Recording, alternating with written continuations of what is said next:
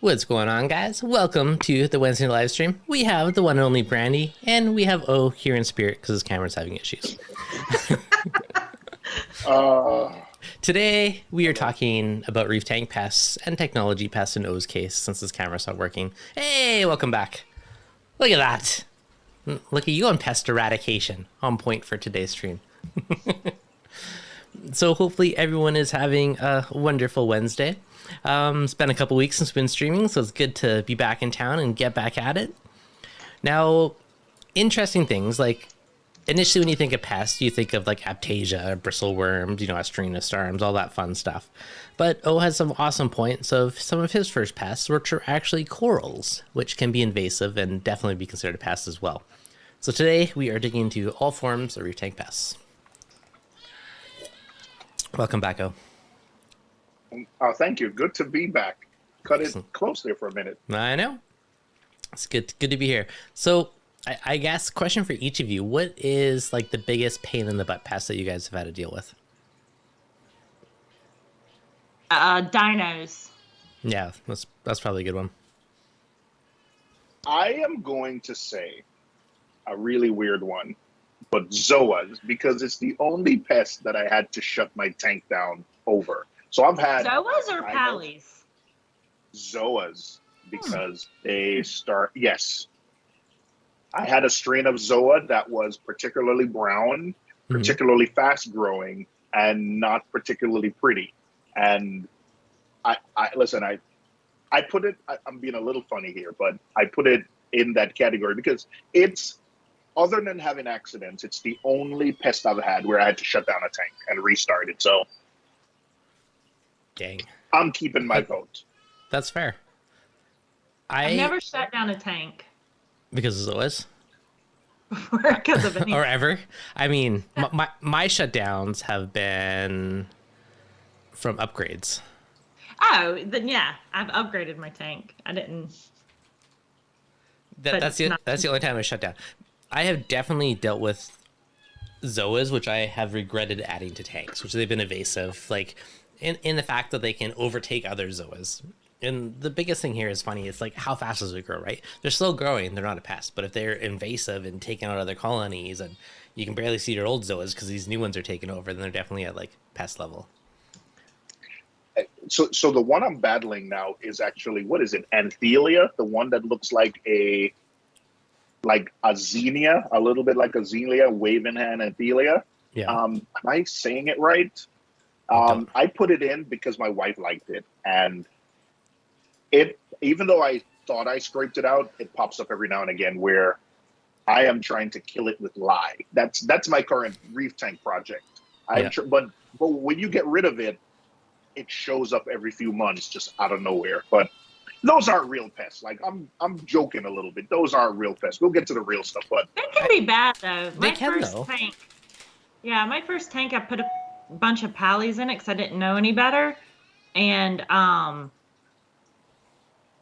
that was one of the reasons why I had to upgrade, because I had so many of those and I did not put those rocks back in my next tank. So I don't know how to make my notifications stop beeping at me. okay, so actually, first question, is the lye killing the Zoas? Did it work? Probably.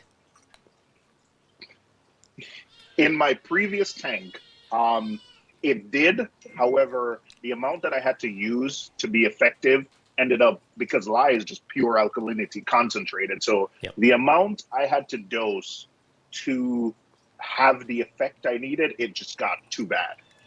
It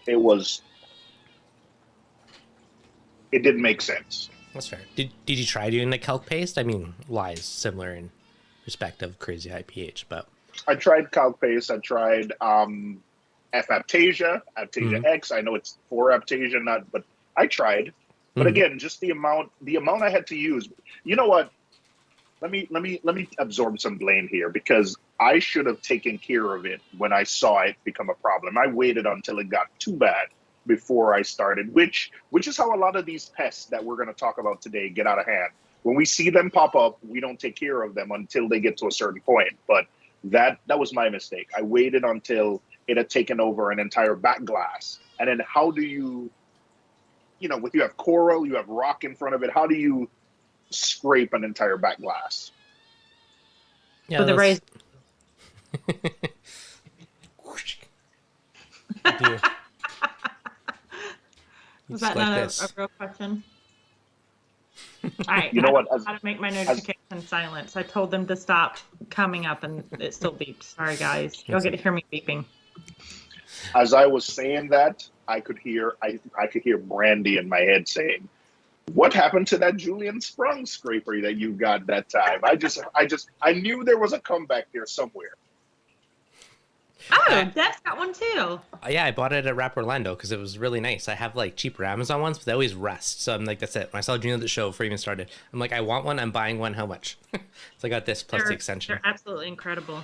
Yeah. Yeah, mine rusted, but I still use it for, and I hear there's an extender. So one of the annoying things was, listen, it's expensive, but it stood up to me abusing it for a couple of years. And I saw on a recent Reefapalooza video that there is an extender. Mm-hmm. He's selling an extender. So, oh. I bought them both along with extra blades. I just got the whole package while I was there. And not going to lie, it wasn't cheap, but I didn't care. I'm like, I just want one good one. I'm tired of the cheap ones that break or rust all the time. I just want one happy one. So, but I do like it. It does work well. It's very stiff, for cleaning that bottom edge of the inch or two by the sandbag. Like, it works really well with those stubborn spots. I guess stubborn algae is the best too. I just had an idea. Like, after this stream, Dev, can you do one of those polls with YouTube or Instagram where you ask, hey, what pest? I'll make a note of the most popular pests that people mention in the chat. And I think a poll after the stream would be awesome because I would be interested in what people consider their worst pest. Okay. All right. Keep a running tally as we go through this. Okay. So Zoas, Yes. number one. They can be amazing or they can be invasive and a pain in the butt. You also mentioned GSP was another one you regretted in the past. Now, on an island, I think it's super pretty. If it's on your rocks, then it can be a pain for me. But okay, what's your GSP love? Coral pest. It's another one where I let it get out of hand. It's one when you're a new reefer, I think you love GSP, and I have actually seen some really good implementations of GSP on the back wall as a mat on the front. But I don't know. For me, it just always gets out of control, and it's not something I add to my tank anymore. But I totally get that people love it, and I think in the right context, in the right tank, I would probably add it again, but just not anymore. It's bright and you can't kill it, so it is a great beginner coral. It's still my husband's favorite. He sees them in tanks and he's like, why don't you put that in our tank again? I'm like, because it's not our tank, it's my tank. Oh, that's fair. Okay. Do you pull the My Tank card and get away with it? Oh, I wish I was as brave as you. It's my tank. Oh, What do you mean the My Tank card? What are you talking about, O? Oh, yeah. Okay. Now, Brandi, do you have any other corals that you've regret adding to your tank? I would never put pallies again. My experience with zoas, I had actually started a tank that was just supposed to have zoas in it. Mm-hmm.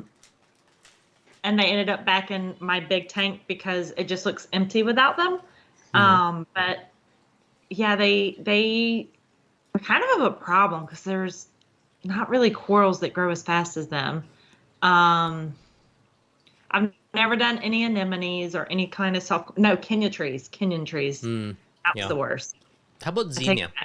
Have you guys had zinnia? I had done zinnia, and I didn't have issues with it taking over. Kenya trees, completely different story. They were all over the tank, and they weren't pretty. Yeah, that's right. Yeah, zinnia is one. I think it can get out of control, but I happen to like zinnia. Especially when you get the pulsing type, and zinnia doesn't grow up the edges. So the anthelia I had and the zoas, I specifically remember, I don't know if you remember Greg, Dev, and I remember asking you and asking Greg and some other folks, You remember a weird question for me, like, hey, should zoas kill your SPS? Or I was asking people, and the answer I got was no. If your acros are healthy, it shouldn't. But these did. I think what happened is they grew along the edges and shaded out the bottom parts of the coral, which died, and then they slowly grew up the skin. That's what I think happened. But I've had zoas grow over the base of the corals, but never like fully up it. Aaron, go in the chat. Have you guys had issues with Red Monty taking over it? Yeah, Red Monty grows fast. Dinner plate I broke off during the tank move. The green and red grows really fast. Green's a bit slower, but those are some that I loved in my early days of reefing, but I wouldn't add to my tank again because they just take over too fast for Montes. And the other one that mentioned in the chat was actually a good one, was Porcellapora. That's another one that can very easily drop a polyp and then spread up a new colony and spread also in your whole tank's full of Porcellapora. I'm blanking on what it's called. They look like that, but start with a C. Dun dun dun. Cephestria. Really? Those can grow really fast too. True. I love them, so I don't really care, but they can, whenever I was putting them in my tank, I had a bunch of people tell me not to because they do grow so fast. I was like, but I like them. I want them to grow fast. Yeah. It's just by that, though. When you are taking corals like that, though, I think the biggest thing this comes down to placement. Like, for again, like one in the comments, Port Wolf, Hollywood Stunner, that grows fast and is mean. It will kill anything it touches. Like, and it has crazy long sweeper tentacles, so that's like a mean coral. Same with like Hydrophorna. That thing again, I mean, it's super bright green. It looks pretty, but those stinger tentacles will kill absolutely anything it touches. So wherever you put it, just know that area is going to slowly become its over time. The Hollywood Stunner is a really thin, very easy to break coral. But at night, when you look at the tentacles, those can be 8 to 10 inches long. Where does the tentacle go at night? Like, where does it go? It's, yeah, I'm it falls shocked. into the pores that it has. Yeah. That is crazy. Yep. Yeah. All right. Clove polyps. Okay, purple clove polyps. That's one that I've definitely had in the past. Those can be a bugger. I haven't personally tried this, but supposedly higher doses of febendazole or fishbendazole, whatever you want to call it, have definitely been said to take them out. I'm curious if anyone's actually tried that. But purple clove polyps or blue clove polyps are definitely. What did you say? Febendazole. It's like where do you get that? It's like a worming deagent. I know that they do have it for like dogs and stuff. There used to be an aquatic one called fishbenzidol, which is just febenzidol renamed. But supposedly a high enough dose of that will kill purple clove. I haven't personally tried it, but I've been told that, so I am curious. I just got rid of the rocks in my tank that had them, and they magically went away on my new tanks. But those were invasive little buggers. That can do it. Yep. That sounds like, for all the pests we've described so far, I think that's the fix to them. Either isolate them or get them out, anticipate them being a problem, and get them out before they become an issue. But yeah, clove. I mean, now when we say clove polyps, we're talking about the super tiny ones that are either generally blue or purple. Because rainbow clove polyps, there's lots of really pretty ones that are bigger, but they don't take over like blue or purple do. Well, they'll grow in between absolutely everything. Way back when, I remember Jimmy Pop Coulson in a video with him, he said he had certain urchins that would eat his, which I haven't. I tried different urchins and I never had that same experience. But yeah, for him, he said he had a certain, I don't know if it was tuxedo or pincushion, but he said that would actually eat his clove polyps. I thought that was really interesting, but I've never found, in my experience, hasn't happened. So there was someone today, I think it was today, on the BRS forum, who posted a video or a picture of what looked like AOI zoas, the firework clove polyps, and we're like, how do I get rid of my clove polyps? But then if you look really closely, they were the ones you were talking about, Dev, right? And I think only like 2% of the people who responded saw the really tiny ones that are actually a really big problem. And everybody was like, I wish I could get those to be invasive, talking about the AOIs and Yeah. and the firework clove polyps. So I do think that there's some miscommunication about which one of those clove polyps can be the really, really bad ones. Here, yeah. So there is Porch Wolf in the You gonna chat pull it up? mentioned Yeah, I'll pull the photo. Rico actually. If you go to Tidal Gardens and search for a video called Rico's Reef Tank, which is probably 5 or 6 years old, Rico's 300-gallon deep dimension was infested with them. I love and he actually liked exactly them. what I was talking about. Yeah. Sorry. No. Yeah, his tank, in between all his SPS colonies, he had the blue clove polyps. And, I went to a store. I remember trying to find them. I'm glad I didn't. But I remember after seeing that video, I was like, I want those. Look at these. They're selling them on a frag plug. How much? $34. You too can have your tank overridden. So there's certain ones that are invasive and best to be avoided because they will take over your rock and all of your space for corals. Well, the bigger problem is if you have a mixed reef and acros, they're going to eat up a lot of that real estate that the acros would otherwise take, and you're severely limiting yourself. And that's one of the bigger issues there. Dedicated Reefer, thank you for the $4.99 super chat. Yeah. Hey. Yeah, so they are definitely a bugger to get rid of. Now, some of the more common pests, like on the thumbnail, how do you guys feel about bristle worms? Some people love them, some people hate them. What are your thoughts? Where are you going, Dev? Oh, you're going in and out. Here I am. It's camouflaged. Yep. I don't mind bristle worms, but I really don't want to get hit by one. That's fair. Like it's yeah. Oh. No, that's all you.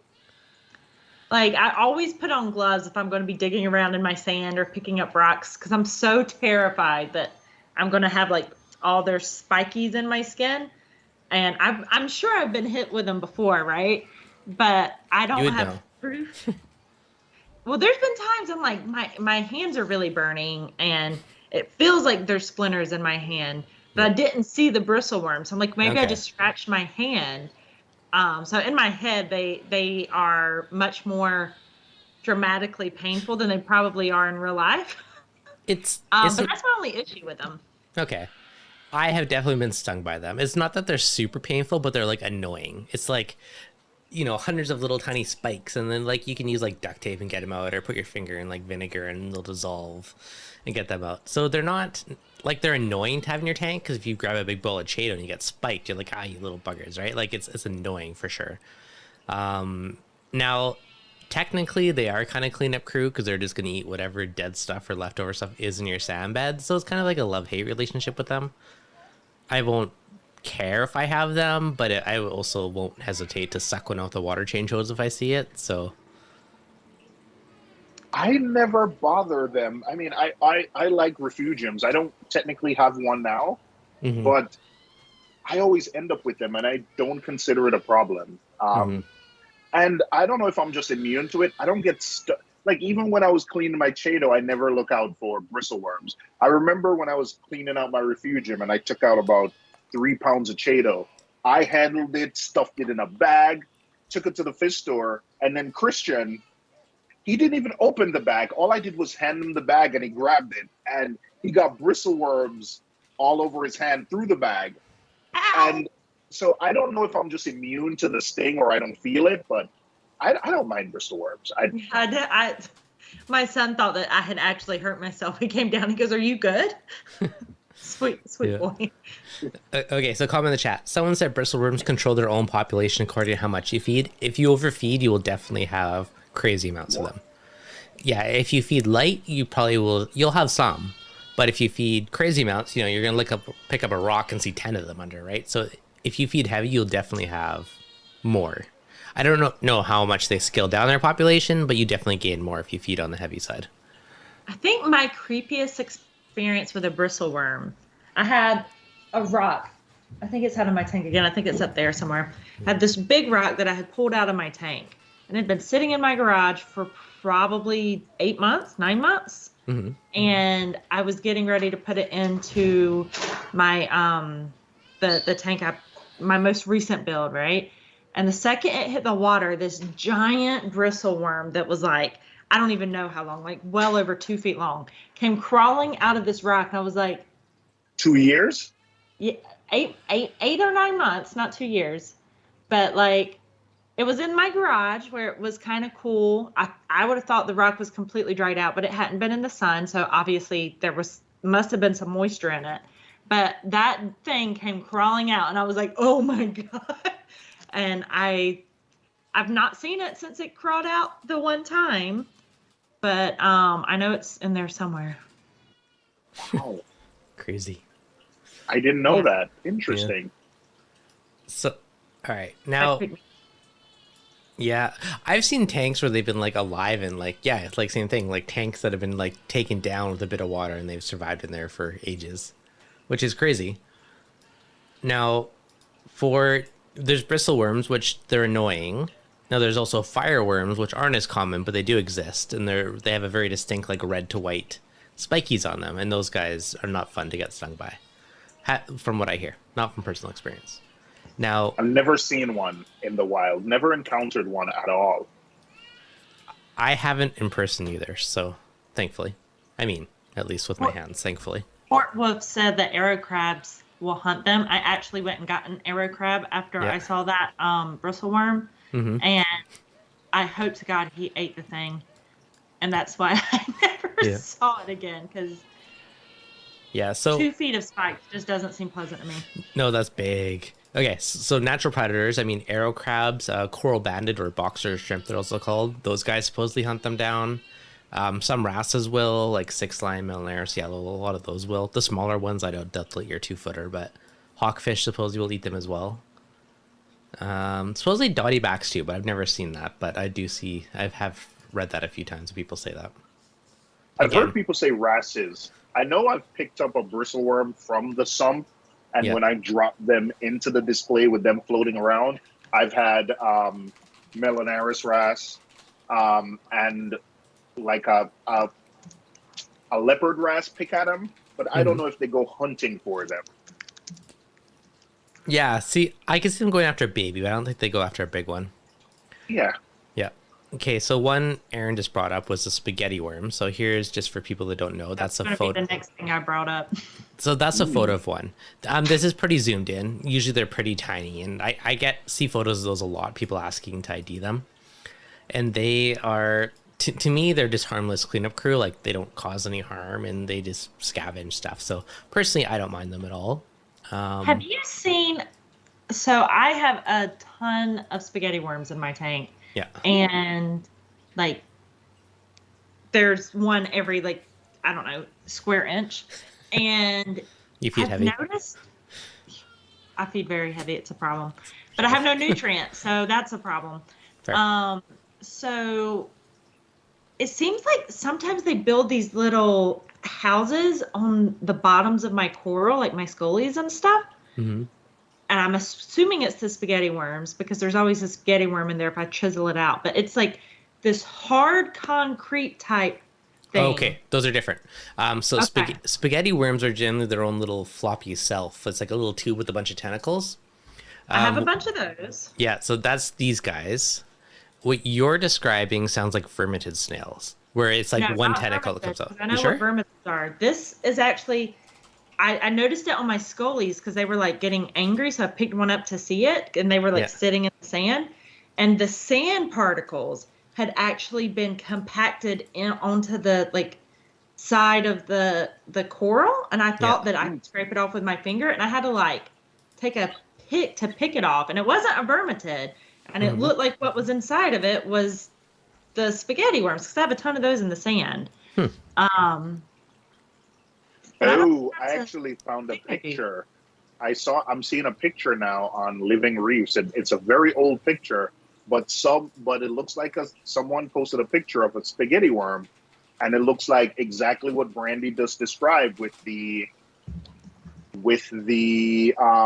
concreted like particles of sand. With the sand. With the sand concrete around it. I don't know where I can post this, where you can see it. I think I found it. I just Googled it.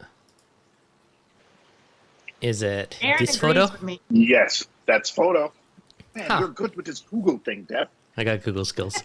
So, like this one, if you look in the sand beds, all those little red orange tentacles, like to me, that's a spaghetti worm. Yeah. The single tentacle coming out of the sand tube or the dual ones, I think that's something else. I don't think that's spaghetti worm. What it might not be vermitid, but it's So similar. what I have though, like it's like a ball. It's not a tube. It's a ball. And whenever I took a pick and picked it off, Yeah. what was in it was a spaghetti worm. So, Huh. but it's only on my scullies that they do that, and my scullies do not like it. Yeah. Hey Ed. Thanks, Ed. Ed's local to me. Oh, awesome. That's the word I'm looking for. Reef with me. Spoinoid or spoidoid worm. Spionid worm. Spoidoid. I don't know how to say it. I have like the two tentacles that pop out of their tube. I think so. Yeah. Yeah. I'm pretty sure that's what your one where they build a little mucus sand cocoon around themselves. I'm I pretty have sure to it's send that you a one. picture because it's different. I promise. Because Okay, I have okay. the spionoids in my or spionids, whatever they're called, in my tank Yeah. too. Okay. Yeah, so those, I mean, as for, I don't know of any natural predators, but I would assume the same thing that these bristleworms would likely go after those guys. But yeah, you only ever usually see one or two tentacles coming out of those. I mean, they're very well be more inside. I've never broke one open, but it could make sense of why it's spaghetti wormish. Riffing with though, thanks for the super chat, buddy. Mighty kind. I was just thinking of one, and then barnacles. Oh, those are interesting, actually. I had a barnacle growing in the mouth of one of my torches, Oh. and In the was mouth? collecting all. Yeah, it ended up killing the torch, as you might would imagine. Dang. But it was directly in the mouth, and it took me ages to figure out that was what was going on, because Huh. it got big enough to finally like irritate the torch enough where the tentacles weren't extended. Yep. And its little fans were popping out, and I was kind of irritated because I would have loved to keep a barnacle, but not in the torch mouth. I have never seen it in LPS, but I have had them growing inside of acros. So some people, like I've seen some people like mistake it for like an acro polyp, but I have seen it where you'll see this little fan just kind of like scoop in and out, and you'll see like a little like sweeping motion. And that's kind of what the barnacles do. But yeah, it's Cute. yeah. I mean, it looks kind of cool. But I've had in my tanks before, like I've had some like burrowing inside of an acro, and it almost looks like an acro polyp. But you see this little like swoopy thing out the side every couple seconds, which is kind of crazy. Never been so lucky. Yeah, it's never been like an issue. Like the torch one, that sounds nasty, but. Any mention of eucene worms? I don't even know how to say that. Eucene? Enucene? I don't Oh, know. those things. Unit. Oh, those are nasty. I've never seen one in a reef tank, but those things. Those are like bobbit worms, aren't they? Basically. That's what I was thinking was bobbit worms, but everybody calls everything a bobbit worm, so I didn't want to be like, oh, is that a bobbit worm? That's fair. Yeah. So these, again, not something I've ever personally seen in reef tanks, but I'm sure back in the day when we used to get wild stuff, it likely would come in, right? But those things can grow really big and they can eat fish. Like it's basically a bobbit worm. I'm fairly certain. Hey, then. That what you just described, Dev, sounds a lot like Mahano. We used to hear so much about Mahanos, and we don't anymore. I think it's when we used to probably import live rock. Yeah. When was the last time What you did you heard say? or Mahanos? Do you see any more? Mahano and enemies? The things that look like Aptasia, but aren't Yes. Aptasia? Okay. Yes. Oh, I thought you were talking about a Mohano worm. I was like, what is that? No, the Mahanos are like more anemone than Aptasia, but they were kind of a pest in the fact that they could spread all over the place. Like let's quickly Google imaging. And copperband and filefish don't eat them. So, but the comparison I was drawing is that I haven't heard anyone being infested or having a Mahano problem anymore, because I think one of the reasons is we stopped importing wild rock. It could be. I mean, I'm gonna say my like third reef tank, I believe I had them. And yeah, same thing. They look like a super tiny miniature anemone. And I mean, on their own, they look kind of cool. You're like, sweet, free coral. But they are something that could spread to plague proportions if left I do unchecked. see them sometimes, like on the forums, people asking for an ID, but I don't think it's nearly as common as some of the other stuff. Yeah, it's not anymore. Around the same time, I also have ball anemones. If you guys have had those are very similar, but they kind of look like Aptasia, but they have little balls on the end of them. So kind of like Never those even heard guys. that name before. Yeah. I have not had them, but I also see those on the forums. Yep. So I've had those and Mahanos roughly the same time. It was just like a special blend of the two. Again, like if you did have those, you did want to kill them. Similar thing to like Aptasia X or F Aptasia, like any of that stuff would most likely work. Oh, Aptasia, that's a good one. That's probably one of the most common pests, I'm going to guess, in the aquarium hobby. Good old Aptasia. Aptasia. Good old Aptasia. Curious. I don't know. About that. Is there a way? I've never been able, or I don't know anyone apart from very specific people who's been able to keep Aptasia out of their tank. I think we've all just gotten to the point where we just try to manage it. Yeah. And I think we've gotten so good at management that I don't know. I feel like eradicating an Aptasia is, unless Brandi's figured out some chemical solution, but I don't know of any way to, I mean, I have Aptasia, I have copper band, and I have a filed fish, and I do, keep peppermint shrimp, which I never see them. But if either one of those methods go away, they pop up. But yeah.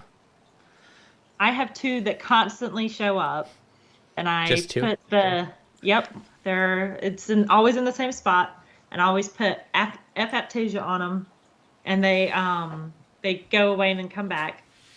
But I had a lot more in the tank, and I went and bought 15 peppermint shrimp and just dumped them all in. I was like, I don't care if they eat my coral, eat the Aptasia.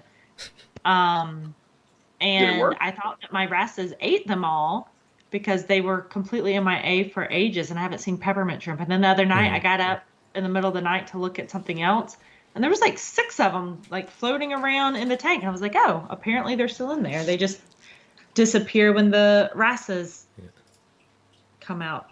So I'm sure everyone knows what Aptasia look like, but just in case, They're those so are pretty. lovely. So those are the little plaguing buggers. If they didn't hurt stuff, it might be okay, but they will sting and kill corals around them. Like they're not friendly pests. Right now, I have a healthy, happy copper bands for long term in each tank, and I don't see them in the display, but I see them in the sump, so I know they're there. And I know the only reason I don't see them is because of the copper bands. I have a bunch in my sump. Yeah, Can exactly. I make an admission?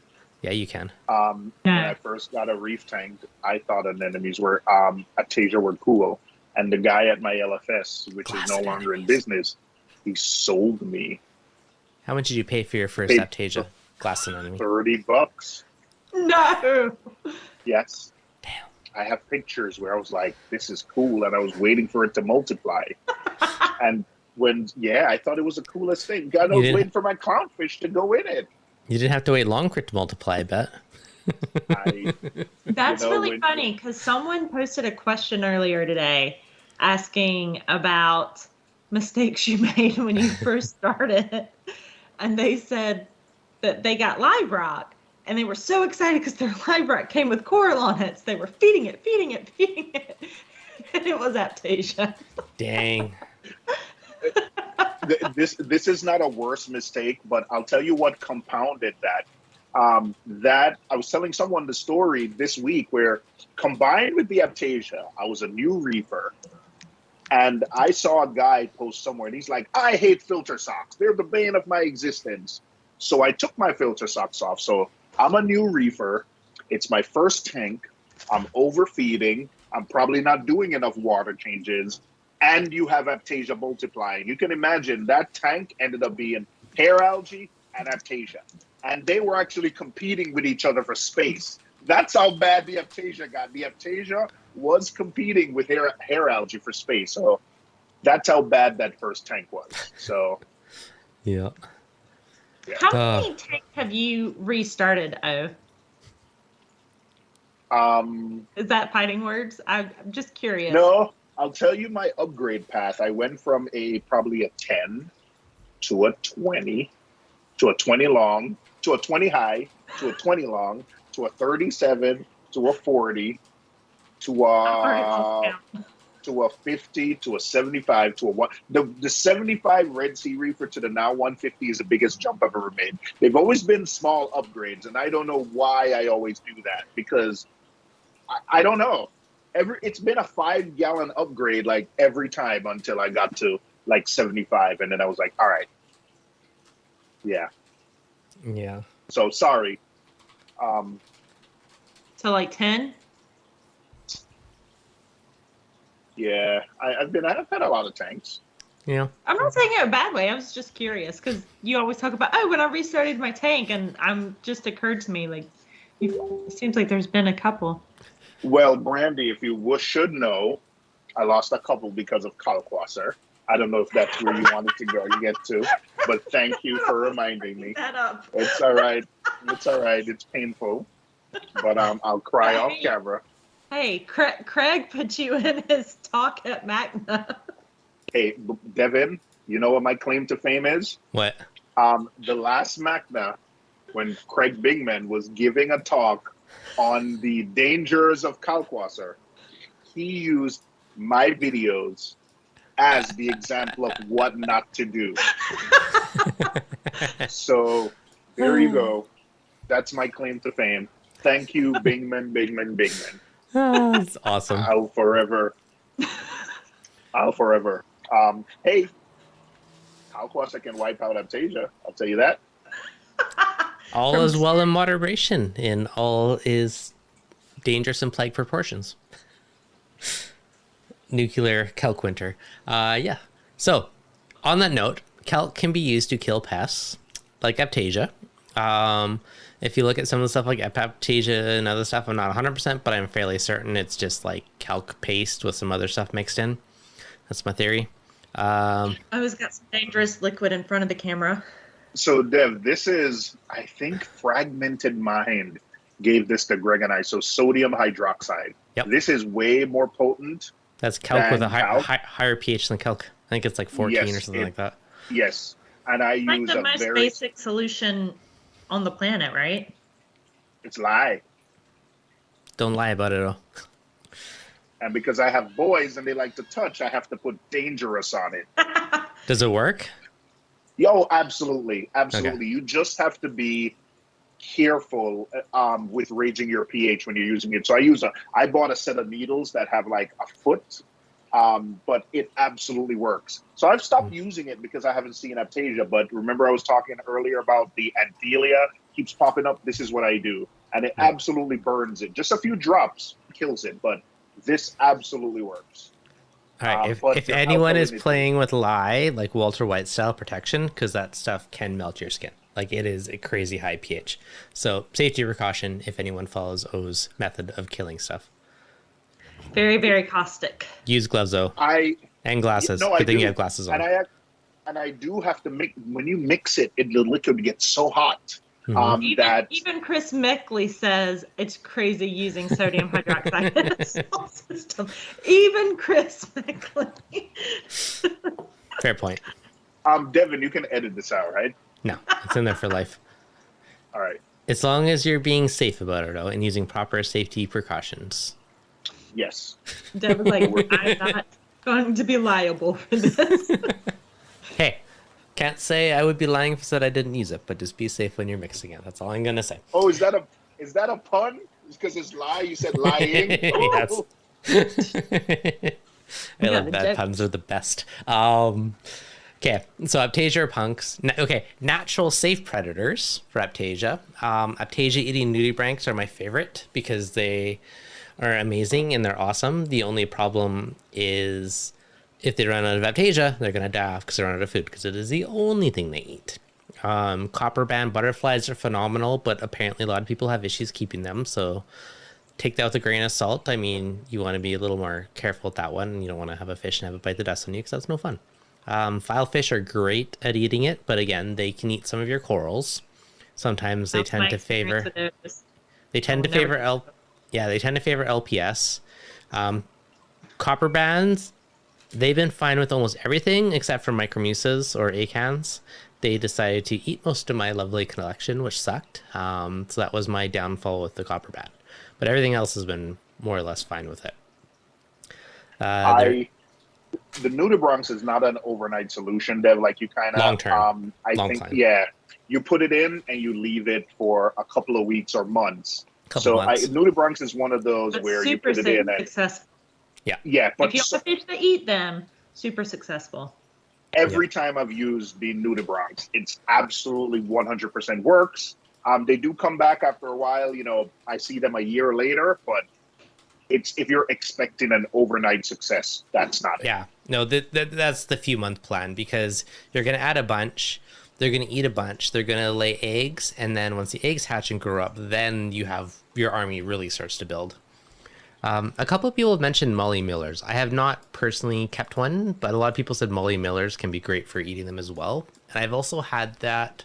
There's some kind of like Australian damselfish or something. I'm blanking on the name. That was supposed to eat Aptasia. Australian stripey. Stripey, that's what it is. Yeah. Yeah, I've watched Gallery Aquatica videos, and it seems like it's a surefire. I just haven't seen. I'm on the watch list for Live Aquaria for that thing. And I haven't seen it for a while, but I've heard they're supposed to work very well. From multiple people have told me this one. And good old-fashioned peppermint shrimp also seem to work well, but for them to work, you generally have to have a handful of them. They kind of tend to be more like pack predators. You have one, you might notice a difference. But if you have like, you know, at least 3 or 5, then they'll tend to like go tag team some in the night when everyone else is sleeping. Biota's breeding them now. Oh, very cool. So it might Peppermint be more... shrimp will also sometimes eat your coral. Yes, they will. So that's the thing. And if you have stuff like hawkfish, they're going to eat your peppermint shrimp. So it's all the circle of life considerations. What's another good one? Astrina stars. Love them, hate them. What's your thoughts? They don't bother me one bit. Like, I am indifferent. Like, I've seen them in proportions until I shut the tank down. But that wasn't why I shut the tank down.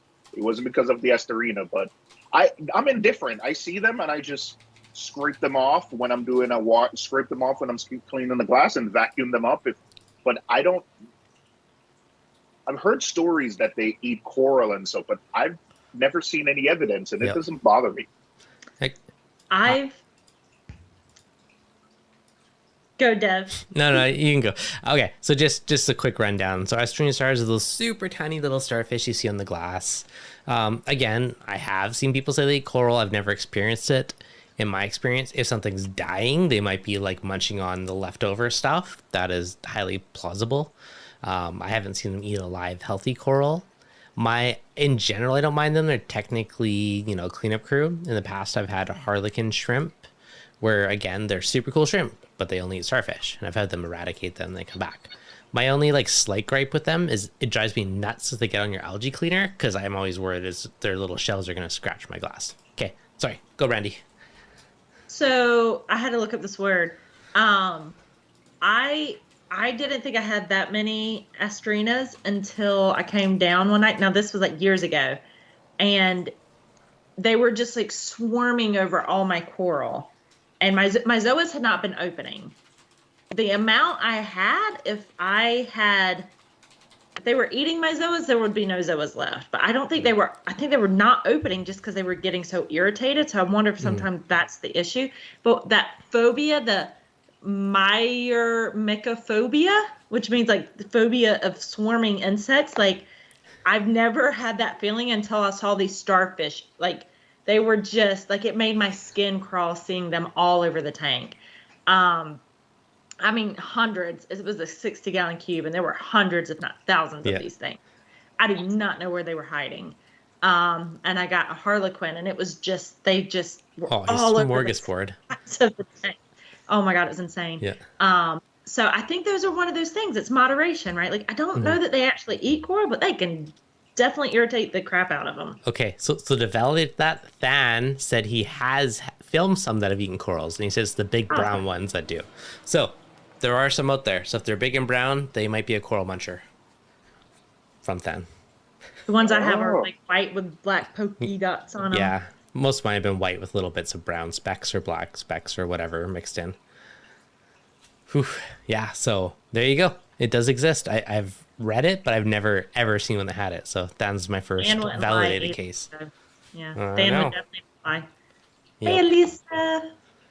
Okay, next on the list of pests. Yeah, see them pick them. Yeah, if they're on the glass, sometimes I'll just like grab the 10 of them out and do it. But yeah, my biggest pet peeve is it drives me nuts because they're always on my LG scraper, and then I always think they're going to scratch my glass. That's my only gripe with them. Otherwise, I'm okay with them. Okay, next worst pest. Aquarium flatworms are probably up there on the list for many people. Have any of you guys dealt with them? I have not, but I've not kept a lot of acros. Yeah. How about you? O? I don't know. I see. That's the next evolution of reef keeping for me. I don't think I have experience with them, and I was telling Greg, I think SPS identification and watching out for pests, it's sort of the next evolution for me. I wouldn't know right now. It's one of those things where I've been told once you see it, you can't unsee it, but I wouldn't even know what to look for.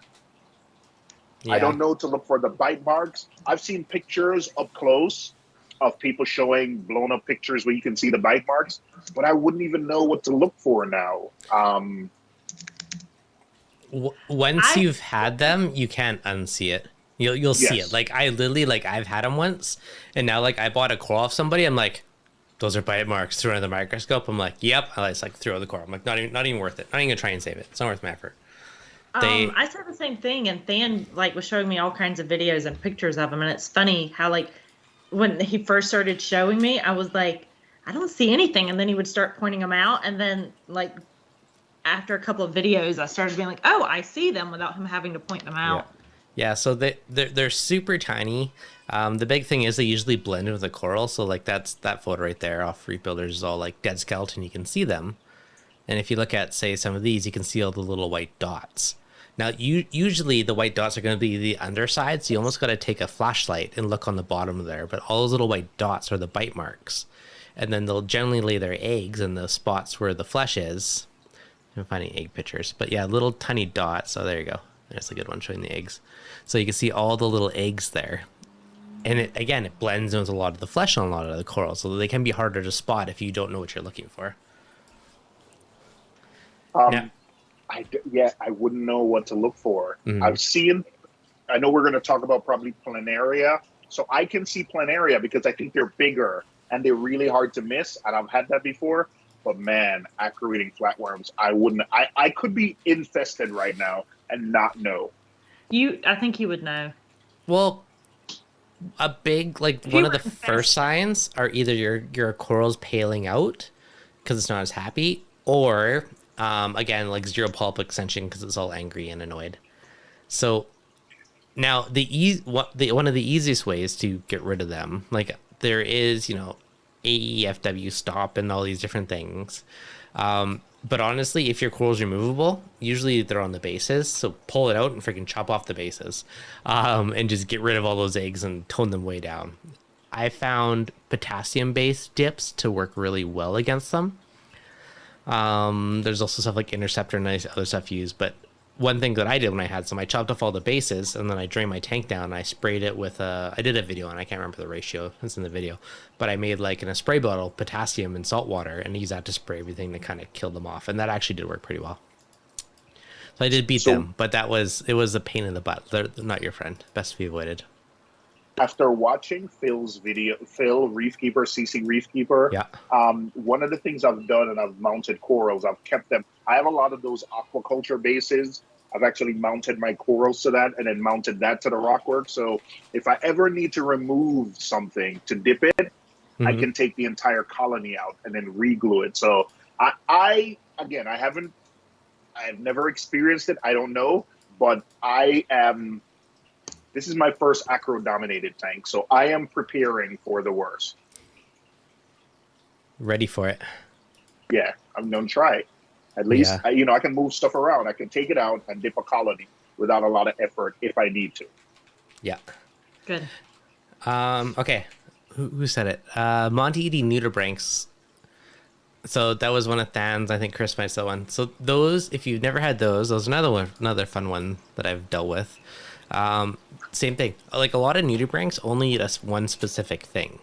And, Monty Poor eating ones, again, they only eat Monties. So here's just another quick Google image. But little guys, they look similar to any other nudibranch, like even the aptage eating ones. But you see the little white frills, and you'll see They're more rigid, like a starflake, though. Yeah, but you'll see the white die off. Yeah, like if you look at this, you'll see the white die off where they've been eating it. That's like a sure sign that you likely have them. Having something like a yellow chorus wrasse or a sixth sign, like they will hunt them down, and that is one of your big things. But I had them many years ago in one of my nano tanks on one of my Monties. What I did is they didn't seem to ever be out in the daytime, but they'd be out at night. So for like a week or two, every single morning, I'd take a water change hose and with a flashlight, I'd see them in the morning when I woke up before work, and I would suck out all the adults, and basically just kept doing that to break the life cycle. And then the wrasse, went after any little eggs or babies when they hatched, and that kind of killed it. So that worked for me as like a fairly low tech way. So that worked. Yeah. So I just sucked out all the adults. All my Monties just died when I had them. Yeah. So in the morning, before the lights go on with a flashlight, that's when they would be active. So I just take a water change hose and I just suck out all the adults. So you're basically just stopping and breaking the life cycle of them producing more babies. And then I did add a yellow chorus wrasse, which would have ate any little babies as they poked up over time.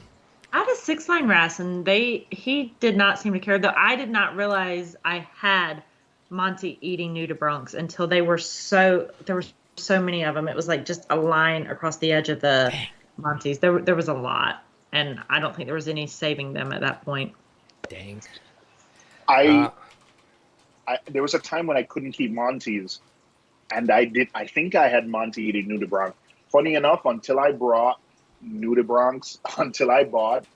eating nudibranchs, I knew I didn't put them in that tank. So I'm like, what is that? And someone told me, like, hey, dude, that's Monty eating nudibranchs. Like, yeah.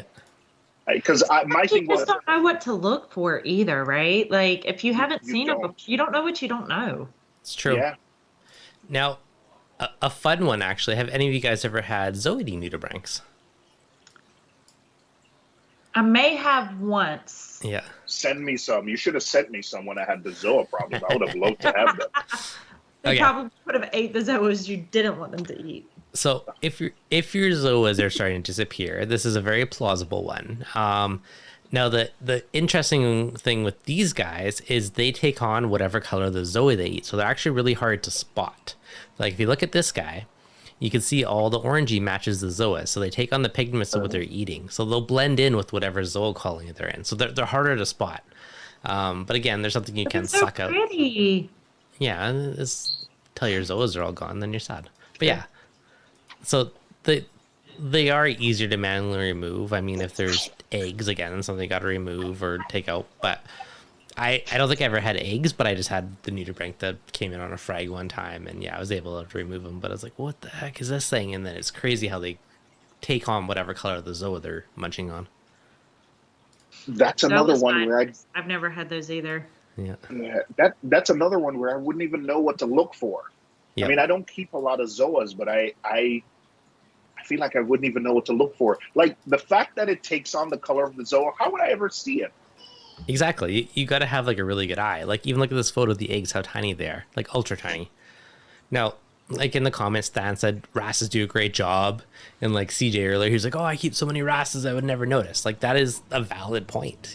Wrasses are natural predators for a lot of these pests, and if you have a bunch of wrasses, you're probably going to be pretty safe. Chris Meckley, same thing. ACI, wrasses and peppermints. Poor Wolf got wrapped up in the stream and forgot about the oven. Luckily, nothing burned. That's something I would do. Happy to be captivating as long as your house doesn't burn down. Dan, my favorite two wrasses right now are Melanaris and Timor. Melanaris I have. That? I don't know what a Timor is either. That's like the checkerboard wrasses. I think sometimes they get called that. I have two of them, and they are voracious. Oh, they're cool looking. Almost a problem. Huh. Yeah, very pretty. They're really pretty. But I don't. Ooh, that is pretty. But yeah, I don't have sand. Well, you should probably add some. What did Brandi say? I said, what don't you understand? He doesn't have sand. No, I said I don't have sand. He doesn't understand how to add They sound. are voracious, though. They ate my clams. They Oof. ate my feather duster worms. They went after my peppermints. Anything that's near the sand. My Bella Goby that was gorgeous. They harassed it to death. Like, they are not nice to anything that they think could be food or could be messing with their food.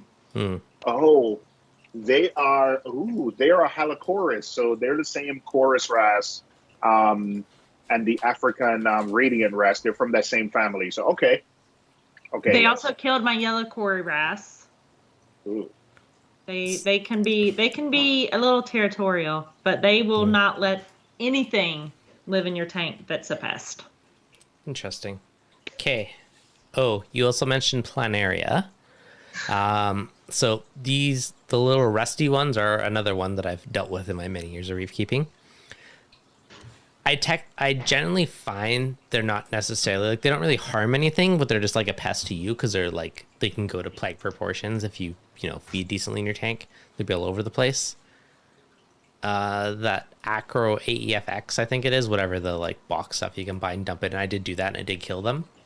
Pretty quick and easy. But the thing to note with those is when they die, they do release a toxin. So when I did it to kill them, I had a water change hose and I was sucking out all the dead ones they go. And then you also want to run carbon after to make sure they don't release a bunch of nasty toxins into your tank. So I've had a mini, I think, Dev, I don't know if you remember a long time ago, I think we were going to do a challenge and I had that little circular innovative marine tank. Oh yeah, the lagoon style one. Yeah. So that tank actually crashed because we lost power. Like, we don't lose power often in New York, but we lost power for, let's say, 5 or 6 hours. Not enough to actually kill the tank. I went out and got, what do you call it? A air stone, air pump from battery operated air pump. But the planaria died. And I think that's what happened. So when the water, like the fish were okay, but when the power came back and the flow came back on, they just came out of nowhere. They just died, like they were dying within the rock. But then when the power came back on, so the tank was fine for the 4 or 5 hours it was off. But when the power came back, they died in droves and totally crashed that tank. Yeah. Dang. I know. That's Sad story. Fun. Yep. Sorry, I'm kind of giggling to myself because I'm like, another crash. Oh my god. Poor O. I'm being mean though. You have so much experience. It's a good thing. That's why I always call you. I'm like, help. O's probably dealt with this. He's used to his gear. He's dealt with his pest. Do not follow my advice. But if I tell you what to do, just do the opposite and you will be successful. What a vote of confidence. Yes. I have a feeling you would know exactly what to do. Do the opposite of what you did, maybe, but you would know how to resolve. You know what it's called? Brandi? It's called life experience. Trial by fire. What would O do reversed? You know what? You know what, Devin? I was thinking of something to make my new stickers. What would O do? And then at the bottom and say, then do the opposite. I'm going to put that on my... I'm going to do... So my thing is going to be WWOD, and the O is going to be my little logo with the fish. WWOD, what would O do? And then the tagline under it is going to be, then do the opposite. You just say the little mathematical not sign beside it. Yeah. I'm going to put 2 plus 2, 1 plus 1 equal 3, or some crazy... WWOD TDTO. Yeah. All right. Back to the past. I have never had to deal with these, but red bugs or black bugs are something that I hear are a pest on acros. Thankfully, I've never personally had them. For actually dealing with them, interceptor seems to be the main fix to them, which is, again, I think something that people get from a vet for used on dogs or something as like a anti-whatever. And you have to find the right vet, right? Not all. Yeah, to actually sell it to you. Mm-hmm. But that seems to be the fix for those from what I've been told, but I've never purposely used them. I asked Greg about this, I think, the other day, and I think he said it's something he doesn't see as often anymore. Mm-hmm. It used to be a big issue within the hobby.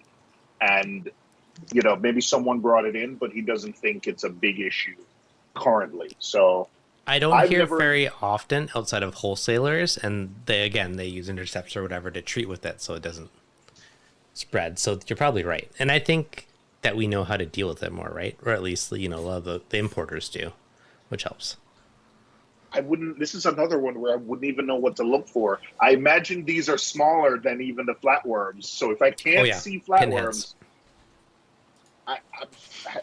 I'm colorblind a little bit and weird glasses. Like, come on. Done. Okay. I have a magnifying glass. I don't know how I would ever see like specks, like they're super tiny specks.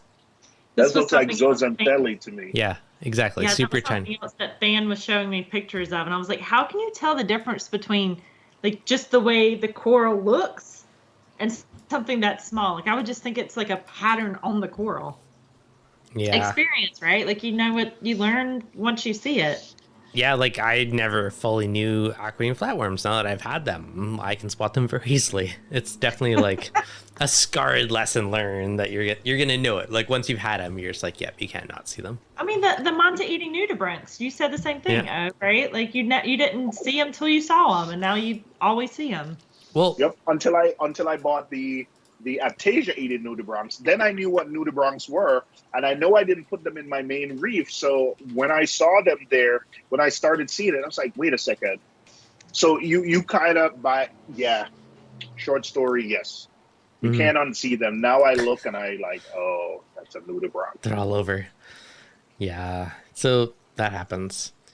Okay, vermitid snails have been chatting about in the chat a bit. Bumblebee snails, again, natural predator. Vermitids are the ones that do those little hard shells and like the little thing comes out of it. It's more that the spiky things are annoying. Like they'll spike you if you put your hand in the tank, grab rocks. Like they're almost worse for the reef keeper than anything else. And then the slime does irritate the coral. Yep. So bumblebee snails absolutely works. Bumblebee snails will eat your other snails. So I just want people to know that bumblebee snails are carnivorous snails. They will eat your other snails. So I've seen it before where they wipe out. Like I am the type of person where, hey, if I'm getting bumblebee snails to like take care of an issue, I'm not going to get 2. I'll get 10 to 15. And they totally destroyed the population. Like every snail was dead. They did take care of the problem, but they killed all your other snails, so just watch out. Yeah. But yeah, just for like an ID, those little spirals or little pokey tubes, those are vermitid snails look like. I had one that was like giant once. Like it was as big as my thumb. Mm-hmm. And it was so big I didn't recognize that it was a vermitid snail. And I kept looking at it, trying to figure out what the heck it was. And I finally pulled the rock out and I was like, oh my God, it's like a huge vermitid. Yeah. No, again, this is one that I haven't tried or verified, but a couple years back when Mike Plett was on the stream, he was telling his story about them, where he used coral snow, which is basically like the calcium carbonate powder, in his tank, and I guess they would suck that in and it would like gum them up or help take them out. So bumblebee snails absolutely work. I haven't fully found anyone else that's also done the coral snow calcium carbonate type powder, but that's another one supposedly that works on them. So if you got plague proportions, might be worth a try. Or an army of bumblebee snails. You can break them off. You can super glue them. Sometimes they come back, sometimes they don't. Too much work, and they're in weird spots. Yeah. And while I don't feel bristleworm stuff, I do feel when you pick something up and there is like a really hard vermitid snail there. That hurts. Yeah. Bumblebee snail ate my tang. I could not see one eating a fish. If the fish was already like bit the dust, then yes. If I see a lot of people say, something, ate this fish, most things in the reef tank are opportunistic. If the fish and stuff is healthy, swim around, it's going to be fine. If it bites the dust or it's on its way out, then it's possible that all the opportunistic stuff are like, free dinner, right? So that's the consideration there. Just throwing that one out there. John Wright, so y'all know Shumi. He had a ton of snails in his tank, and I could not remember the name of them, and I think it was a sundial snail. Do y'all know anything about them? I am Googling. I heard the name before and never encountered them. I'm not sure that that's what Shumi had because I couldn't remember the name, but he had like plague proportions of them. Sundial those? snail. Yeah. Wow. I've never had those. Oh. And I don't know exactly what they do, but when he sent it to me, the pictures of them, I knew immediately what it was, but I could not remember the name of it for the life of me. It's cool looking. Bert said that one of the bumblebee snails climbed out and ate his cat. You should have fed it more, whatever those things are. Remedies snails. Sorry. Zoa eats snails. Okay. Sundial snails are zoeating snails. Huh. Not common, but come in wild callings. Interesting. I've never seen those before until now. Good to know then. I'll have to text Shumi and be like, I've remembered what kind of snail you have. I remember. Do you still have zoas? No. Yes, that's the perfect ID. Come in on wild zoas. Huh. Crazy. Coral carnivores. What are... Okay. Is there any we haven't touched on that you guys have had for nasty pests? What about, like, some of the bacterial things, like brown jelly and... Fair point. I guess that's kind of a pest, or like a nasty bacteria infection, I guess I'd say. Do we consider bacterias and pathogens in general, like... Yeah, sure, pests? why not? Well, sure, why not? I would be annoyed by it, so I mean, pests annoy me. Seems legit. I have two that Greg texted me. Yes. So Bryopsis, which there's one he sent me bad crabs, which I guess that's just I don't. Funny enough, we all know Kells. Kells had a gorilla crab tanks, right? that was eating his acro the other day. So, oh my gosh, sorry. Really? Couldn't help myself. Oh my gosh. Brandi, I didn't expect that from you. I'm a child. How do you not expect... I did. I'm trying to ignore you, and when you Please ignore me. Oh, that's funny. Okay, so gorilla crabs,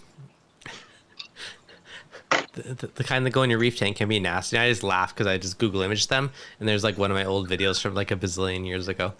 So gorilla crabs can be trouble, and they could eat a lot of your good guys in your tank. Have you guys ever had them? I have not. crabs, no. Okay. Okay, How about gorilla crabs? You started it, so I'm gonna end it. Okay, so anyways, if you have crabs that are furry, aka gorilla crabs, I mean, manual removal is just your quick, easy solution. Again, they can eat your good stuff as well. So those guys, you know, tweezers pull them You know out. how we like emerald crabs typically? Yep. What about like when we have good guys that go bad? I had an emerald crab who sat in a dragon soul torch and like clipped off every single head of it. Dang. He's Okay. gotten like big. Okay. So good guys gone rogue. So emerald crabs, again, like kind of like the gorilla crab, but not fuzzy. Usually they're smooth and green skin. Like here's this guy. Like that. Like, so they're usually good guys. Most people add them to their tank to get rid of bubble algae because they're famous for eating that. I have not had one go rogue, but back to opportunistic. If it's hungry enough, it will try other stuff. And this goes with like almost any creature in reef tank. If you know, if you're feeding light and they're hungry, they're gonna find other stuff to eat. So It had gotten huge too. Like my friends would come over and see it and be like, "How in the heck is your emerald crab so big?" Like it was like huge. So it was probably hungry because he'd just gotten big. yeah, that's my guess. Is it's likely just opportunistic feeding. How do you capture one of those guys though? Like I couldn't get him because every time I'd go in after him, he would Same thing for the bog crabs and the gorilla crabs, all of those. So you can't get them. So with the crabs, they go fast in reverse. So if you use a chopstick or something in front of him and like put something behind him and trick him to running backwards into it. Aren't there traps? People have traps that trap, or maybe that's worm traps, not crab traps. Bristleworm, yeah. Yes. Yeah. Yeah, so bristleworm traps, like I've seen a lot of people, they use like, a pop bottle or a tube with a bunch of straws. Basically, they do that and they put some kind of like a, mysis or a meat or something inside of it. And then they'll crawl inside and they get stuck because it's not easy to get out.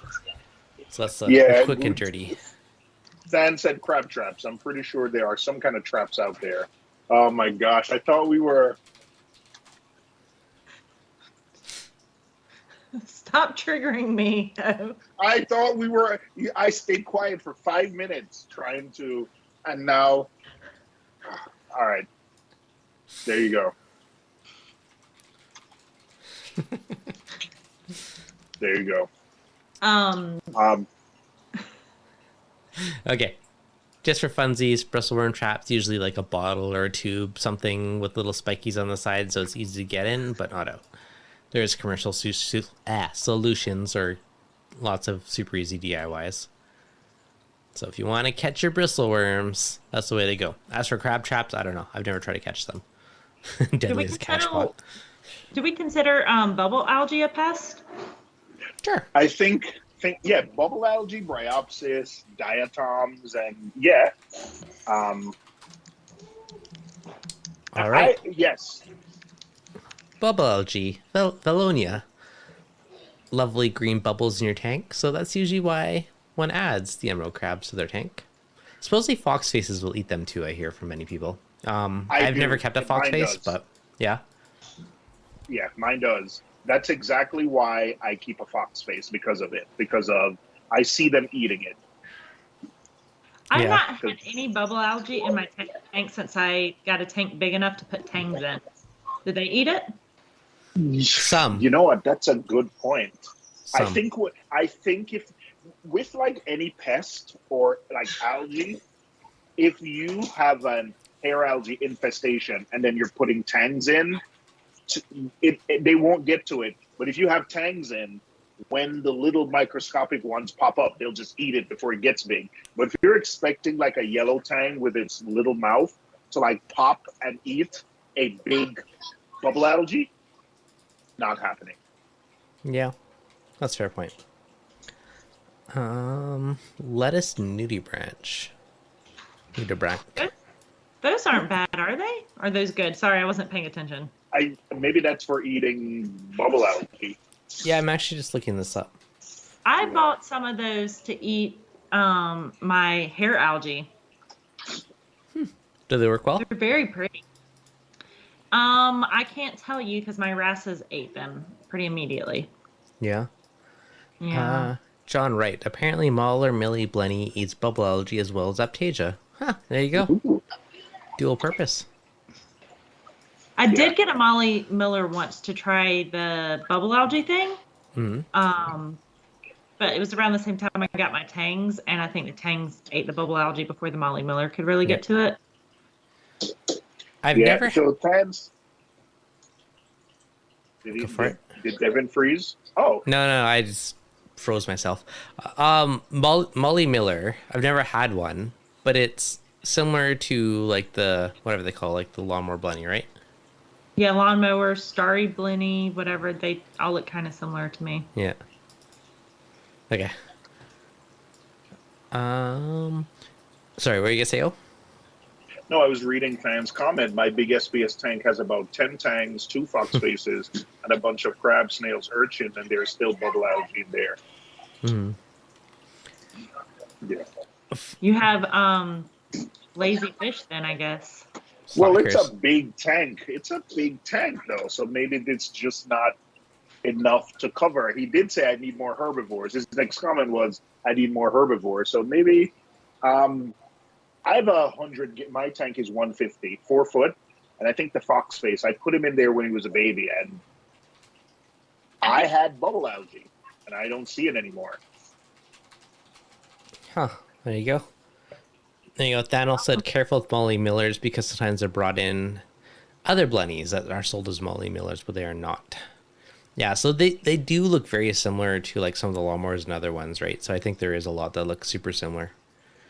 Bert said my endo tang is good. I don't know which tang of mine is an endo tang. Yeah. I have how many? I have a blonde naso. I have a Convict tangs are the best for algae. Yeah, convicts are solid. Yellows are always picking. I mean, yeah. I mean, in general, most tangs are pretty safe. If we're talking like hair algae, though, like hands down, my biggest consumer is probably going to be a tuxedo urchin because those guys just like chow down. It's like you can see a nice. Mine, and it was because I bought 2 more urchins after your video. After that, like I have 2 in the tank beside me, and I can't see any algae in there. Like it's pristine because those guys just mow it down like crazy. I can't hear you. Oh, you're muted. Oh, sorry. I have an abalone. I got it through nice. I think, yeah. I don't think Unique Corals imports them anymore, but the abalone mows stuff down. But I also like diadema urchins, but when they get big and I stick in my hand in the tank a lot, like I don't know where they are and I get pricked a lot, but they do consume. I'm staying away from snails now. I'm a big fan of urchin these days. I keep 2 on hand at all times, and I'm not replacing my snail population anymore. Yeah, your diademas, okay, the ones with the massive spikes, they are great cleaners, but I'd be hesitant to put one in like a small tank because those big spikes of death can get very long. Tuxedo urchins or pincushion urchins, those guys stay like super tiny and they're not gonna like spearfish you. So those ones, fantastic for most algaes. Yeah, the tuxedo picks up more stuff. The diadema doesn't pick up a lot of things. Yeah. So yeah, I would agree. I have both. Mine has zoas and random stuff all over them right now. And then with a beer bottom, also you just have to be careful. Every now and again, you have to reach in and pick up the spikes that die, because if you get, I've gotten them. I've tried to vacuum them up, silly me. And when you get them in your water change hose, they don't go around the bend. Yeah. Yeah, learned that the hard way too. Ah, that I makes learned sense. everything the hard way. You said you have an abalone. Does it squirt water at you? No, it doesn't. It grows hair algae on the back though. Yeah, Cool perfect. enough. Funny enough, but yeah, I've had it in there since day one. I've tried to keep 2. I've tried multiple times to add another one, and it never works out. So I think I just have space. Either they fight, but I have enough space for 1. How they can get big? Like, how big is yours? Mine is about 4 inches now, and Dang. when I was getting him from one tank to the next, when I was upgrading, it was a pain to get. Like that thing, I had to empty the tank and then take a credit card, and I don't think it was a knife, but I think I took an algae scraper, and I had to, like, it took muscle to get him to separate from the glass. Huh. I believe it. Dang, eh? I've never had one. I've seen them for sale in like Asian supermarkets and like fresh ones, but I don't think are the same as Caribbean ones to go in a reef tank. But I've never actually kept one, so it's interesting. Yeah, these are from Unique Corals. These are the Australian ones, and they must have the best suction because mine sleeps next to the MP60, and that thing gets on full blast during the night, and it doesn't. Yeah, but it's cool. It has a little bushy hair algae on its back because but it's cool. I like it. It's different. No, that's cool. Would you get one again? I definitely would. Again, I've tried to put a second one there, but I don't know if it's just aggression or there's not enough algae, but the second one never survives long. Oh, interesting. Could probably lack of food, I would guess. You're very pretty. Yep. Apparently. Thank you. I appreciate that. Oh, I thought you said I was pretty. Not so. Lovely. No. Lovely. Someone did get on my club meeting, I think last month, and proposed to O. So he must be pretty. Aww. Yep. I guess your abalone doesn't like you as much Yeah. as Jake's like fans.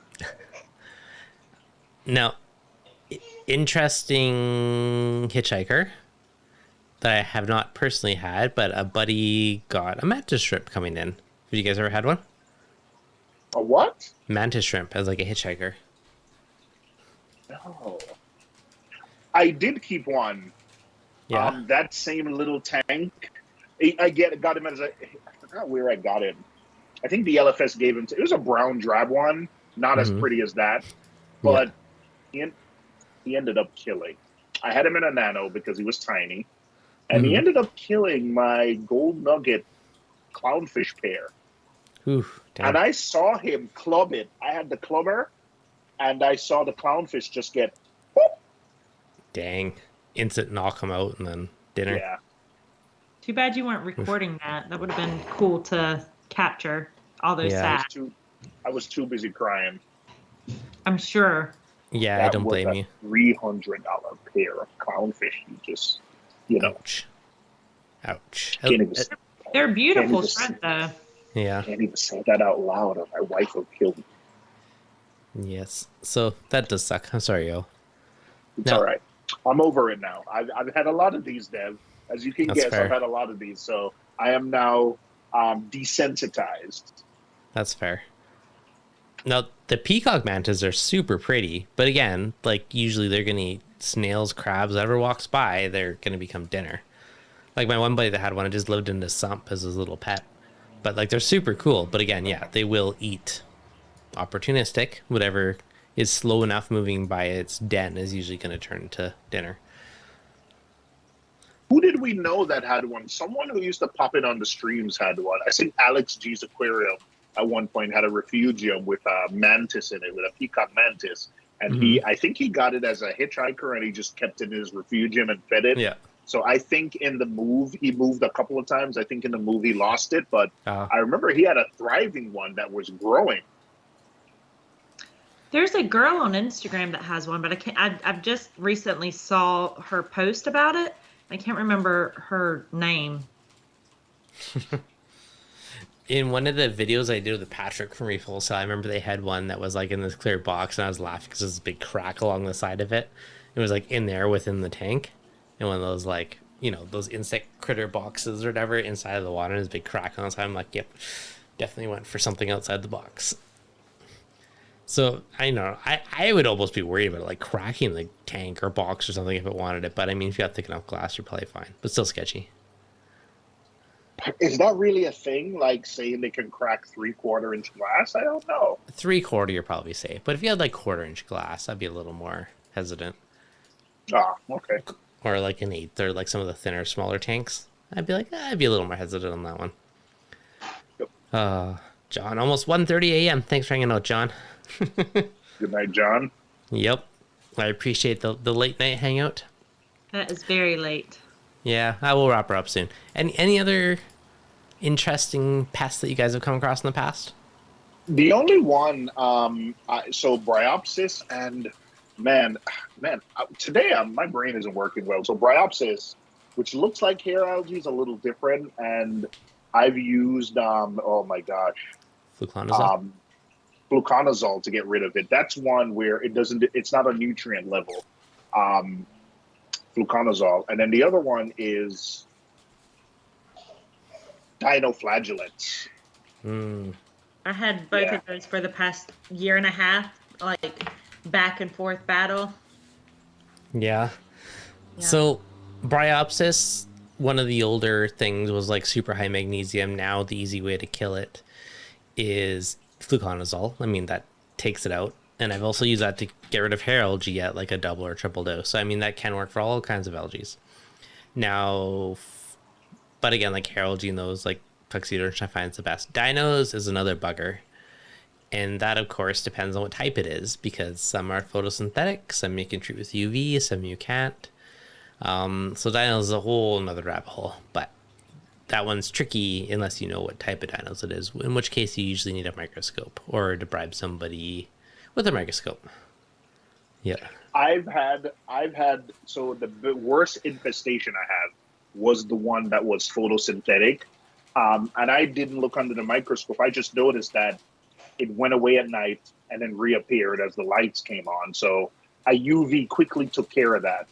Since then, I've actually run a UV on my tank all the time. So I'm a big fan of UV for that reason. But I've also had a type that didn't go away with UV. It wasn't an infestation.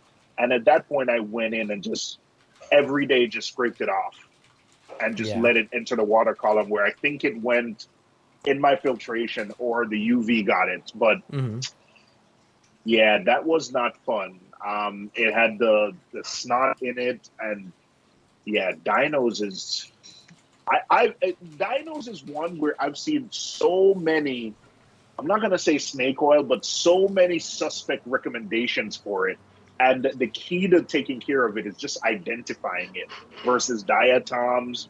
I wouldn't even consider diatom a pest, but identifying it versus brown slime algae versus just identifying the fact that it's dinoflagellates is half the battle. Because again, I've seen so many. Again, I'm not going to say snake oil, but so many wrong treatments are people promoting other it's your nutrient issue. No. Last summer when. Sorry. Oh, go for it. Last summer, whenever I had the maintenance company taking care of my tank because I was gone so much, they didn't even ask me. They just put in, they assumed it was cyano and put in ChemiClean. And it was a big disaster. And of course it wasn't cyano. And I'd already looked at it underneath the microscope. And I was like, I know that it's a dino. I know what type of dino it is. Like, would have been nice if you talked to me. But like, it's so hard to identify that stuff. Like, your microbial life is not something we should be trying to identify with our eyes. It's bare true. Eyes, anyway. Thank you for the microbial reminder. One other pest that I've been fighting with on and off, chrysophytes. It's like not dinos, but it's like a somewhat stringy, semi-globby yellow dinos. Is that what they call them? No, it's kind of browny. And it's like 80% but they call them yellow algae is what they call them. Golden algae, that's what they call it. Yeah, it's like 80% on one rock, and I'll suck it out and it's gone for a couple weeks and it comes back. But it's very sparsely. It's not enough to like fully plague war against it, but it's like just enough to bug me a little bit. So that reminds me of hydroids also. That's a good one. Yeah. Because I hear sometimes the chrysophytes, people sometimes misidentify as hydroids or vice versa. Interesting. I don't think I've ever battled this. Hydroids? I don't think, chrysophytes or any of this stuff. I have one more. Feather dusters. The teeny ones that go like proportions? You know what? They don't grow in my display because of my copper bed, but I actually got them from Alex. Alex's tank, Alex G, when I went to his house in Chicago a couple years ago, he had them everywhere, and it looked so cool. Every surface of the refugium is just, and he gave me some, and I put it in my tank, and for 2 years, I didn't see it, but now in my sump, they're everywhere. They actually look cool, except, I didn't realize the shell was actually calcium, it was actually a hard shell.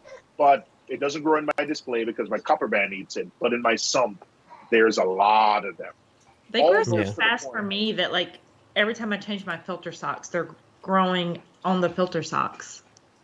Yeah, they're in my sump and they're annoying, but not plague proportion. But whenever I'm doing a sump clean and I have a glass cleaner in my sump and I clean the glass and I take them out, but I don't see them in the display one bit. I think the copper band just munches on them. Yeah, no, that's fair. I can't say I've seen them taken over other people's tanks. I haven't had them, and it very well could be because of the copper band. So that's a very good point. Yep, yeah, better than cure. Yeah. Hydroids is one that you guys mentioned. So they look like almost like a single jellyfish polyp. I have only ever had a single one in a reef tank, and I sucked out when I did a water change, and I've never seen them again. So I don't really have much experience. I have had them in freshwater tanks, but saltwater, like literally only one that I ever recall seeing. so I haven't really had any big issues. But have you guys had hydroids at all, or any issues there? Brandi, do tell. Yeah. Do tell. I had them. They were growing all over my rocks actually, and I had no clue what they were, and I posted on Reef to Reef, and someone told me hydroids, and I ended up, I don't know what kind of fish I got, but there was a fish that ate them, or at least they disappeared when I got that fish, and I was told to get that fish specifically to eat them, but What type of I don't fish? remember which one it was. Oh, curse. Bert says flame angel eats them. I think there's probably a couple of different things that eat them, but I haven't seen them since. Yeah. And they also, when I may have just been feeding way too much powdered food because it was after I had just gotten the BRS Mr. Chili powder, whatever that is, and I probably dumped way too much in, and they were just everywhere. And I stopped feeding that, and now I rarely feed powdered food. Maybe if I dumped a bunch in, they would go everywhere again. Yeah. Could be. Poor Wolf. Any mention of feather dusters? But what about cocoa worms? I don't consider cocoa worms a pest because there's something that What's are a like, cocoa worm? it's like a pretty feather duster. Oh, Yeah. Here. Sounds taste that. appealing. I had one. I think my copper ban ate it. But before I ate it, it was actually really pretty. They're kind of like pink and white little spirally things coming out. That's I didn't nice. realize You that buy was called a those. different thing. Yeah. Yeah. So, at least I know them as cocoa worms. But yeah, I'm 99% sure is my prior copper band that was the demise of mine. But I wouldn't consider those a pest. I think they're like a cool coral addition. Whenever I see Christmas tree rocks, they're one of the primary components, right? The little ones. Yeah. Yeah, I love those. I see those for sale all the time. I wouldn't put that in the pest category. Yeah, no, they're cool. Again, Birds not a that- pest at all, but yeah, sorry. The cocoa worms rocks are super cool. Very pretty. Bert said anything that eats sponges, and that reminded me there's invasive sponges that can be a problem. Yes. Hydrogen peroxide seems to work for those. Yeah, and some sponges just having them in the air, so you do a big water change, let them be in air for a little bit works. Yeah, hydrogen peroxide for some. I've seen like the white ones that get super stringy and long. And I've also have black ones that were semi-invasive. I had the yellow ones. Yeah. I find like you can peel them off easy, so they're easy to get rid of, but they're persistent and they'll keep growing back. Yeah, I have them in my. I have a low nutrient system, but it's not low food. Like I feed a ton. I just have a filter roller to pull most of it out when I'm finished. So there's a lot of organics, a lot of floating particulate. So I have a ton of sponge, like on the underside of all my rocks, even in my display and my sump, there's a ton of sponges. So I don't think it's gotten to the point where it's plagued yet, but yeah. I've just heard, this is my first SPS dominant tank, and someone told me, and I'm holding on to this theory, that when you see sponges, it means your tank is healthy and ready for SPS. So I'm holding on to that.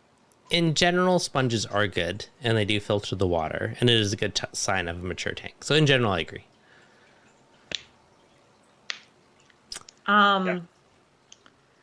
Than said this earlier, but ciliates on the acros, and he was showing me, like, it was like a super zoomed in, it looked like a microscopic image of acros, and it was like you could see them crawling all over it, and there's no way you'd be able to see them without having a special lens for it. Yeah. Aaron, would you consider Xenia a pest? It depends on the tank. I've seen some tanks where Xenia is very behaved and stays in its own little area. And I've seen some where it drops polyps left and right and takes over the tank. And I've also seen some tanks where Xenia thrives in happiness and other people are just melts away and they can't keep it. I don't know if it's magnesium or trace or what it is, but there's definitely some tanks that love Xenia and some that are not so much. So that can go either way. Yep. Joe Tyler Reefing says sea lettuce is a pest for me growing on the rock.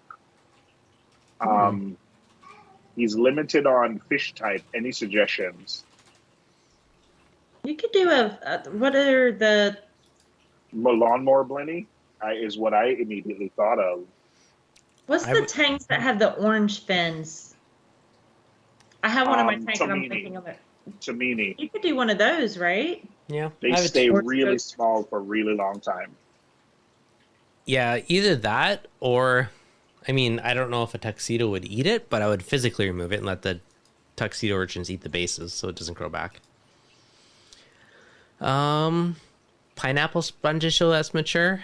Pineapple sponges seem to be something that somehow magically appear in a tank when it's like done cycling and starting to be happy, and they seem to come in a wave and then tone down again to not much. I've had, at least in my experience, in almost every tank, it's like nothing, tank cycles, starts to get in his groove, bazillion pineapples, and they tone down again. Has that been a similar thing for you guys? Yeah. The only time I ever really notice them is when right after my tank is finished cycling. Okay. Yeah, that's true. And so they're just little pineapple looking things. They're white, little teeny sponges. And I had some in my sump, but like nowhere near the levels as when it first finished cycling. Yeah. Lettuce algae is ulva, right? I think so. That's what I have in my head. That's what I told Me myself. too. It's the same thing I'm telling myself. So there's 3 of us telling us the same thing. Yeah, I am fairly certain that's what he's talking about. Is ulva. We could always Google it. There you go. Sea lettuce, ulva, colon. That's it. We're going with it. Yeah, most tangs should eat those, but that's my theory. All right, guys. I know David Farm Frags. That's what he grows in his scrubber. No, his scrubber. He has a Clearwater algae scrubber. He goes and ulva in it's there? sea lettuce. It's ulva, which is crazy. What? Yeah. He never didn't like seed it with that. It just started growing that, and that's what it's grown. Wow, Crazy. Interesting. Mm-hmm. But it's David, so who knows? Fair. Yeah, he has a ton of light, so he's probably spillover light from his display. Probably. But algae scrubber, you have dedicated intense lighting right there. Huh. Mm-hmm. I don't know. Crazy. Manny's Reef. Anyone ever have bumblebee snails eat their clams? Not that I'm aware of. So whenever I was at Than's last time, he had bought a bunch of clams and put them in, and like the next day there were bumblebee snails all over them. But they had smashed the clams on purpose to feed to the fish. Oh. So maybe that was what was going on. But I've always kept clams, and I've never had issues with bumblebee snails. I've had issues with fish harassing the clams, but not bumblebee snails. For the record, triggerfish and clams are a questionable mix. Yes, I would think so. I used to have a very pretty clam that met its demise from being fish. And I don't have confirmation, but I speculate it was the trigger. I have a copper band now, and my very first copper band, which I ended up giving to Dupree, who just joined the chat, to get him to eat, I had to feed him clams. And after he started eating clams on the half shell, guess what he went after next? My tridacna clam. I'm sure. Yeah. I mean, you got him on a taste for clams. I know. I was explaining it to someone, and they said to me, like, what did you expect? You fed him clams, and then you have Did clams. I say that to you? Because I feel like that sounds like my voice. What would Brandi say? That doesn't go as well. Me? That doesn't go as well on a sticker. I'm sorry. All right. Brandi's stamp of approval. Nope. No. What's pyramid snails? Yet those aren't great for clams. Yeah, those will. They burrow into the shells, don't they? Yeah, they go on the bottom and will attack the foot and up through the clam. So you won't know that you have them until the clam is dead. Yeah, not your friend. Definitely want to avoid and inspect if you get a new clam. Yeah, you can scrape them or brush them off with a shell if you are getting a new clam. You do see the little pointy shells on the around it. Manny's Reef, I've definitely heard that too, but I've never personally seen it. And I have bumblebee snails, and I've kept a ton of clams, and I've never seen bumblebee snails be the problem. Maybe they're too small, but Dan says bumblebee snails love those clams. They love the clams that he bought that he smushed up. I don't know if they would eat live clam, a healthy clam. I feel like I give this advice out every couple of weeks. So since we're talking about supermarket clams, copper band butterflies, anyone that has one, it's not eating. The biggest successful thing that has worked for me and all my buddies and anyone I've given this advice to is manila clams from the seafood market. Usually when I bought them, they've been ones on ice. I just throw them in the freezer and then you just pop one in the tank every couple of days, and it seems to work very well for the for the copper bands to get them eating. So just throwing that out there, if anyone's struggling with copper band, that's been the go-to for me on multiple copper bands, as well as many people that I've also relayed this to. It's also been a solid track record. Since we're talking about Brandi, I hope we didn't scare off Barrett. He was just there waving at us in the background. Yeah. Oh. He's making his debut.